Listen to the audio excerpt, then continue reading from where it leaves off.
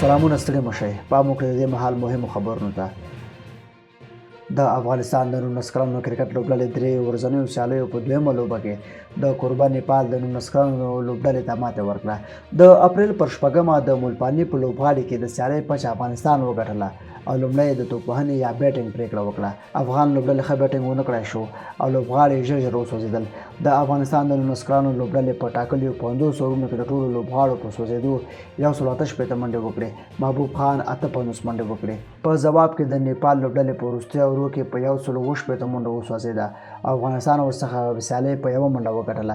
د نیپال ساحل پټیل 64 منډې وکړې. د امریکا ولسمشر ډونالډ ټرمپ د غندلو په موخه نن شنبه په امریکا کې ستر لاریونونه پیل شوي دي. د امریکا په بیلابیلو ښارونو کې ګڼ شمېر اوسېدونکي د دې هېواد د ولسمشر ډونالډ ټرمپ د غندلو په موخه راټول شوي دي. د ډونالډ ټرمپ د واک ته د بیا رسېدو راهیسې دغه لاریون د ټولو لاریونونو په پرتله ستر لاریون بلل شوی دی. ګڼ شمېر لاریون کوونکو د ټرمپ د ټولنیزو او اقتصادي تګلارو په تړاو ناخوښي ښودلې ده. د دې لاریون شعار و لاسونه لنډ کړئ، چې لسګونه زره لاریونوال د بوسټن، شیکاګو، لاس انجلس، نیویارک او واشنګټن ډي سي په ګډون د امریکا د ټولو 50 ایالتونو څخه ول. د ټرمپ لخوا د نړۍ پر بیلابیلو وارداتي توکو د تعرفو لګولو په تړاو د لندن، پاریس او برلین ښارونو په ګډون په ډیرو نورو ښارونو کې هم غونډې پیل شوې دي.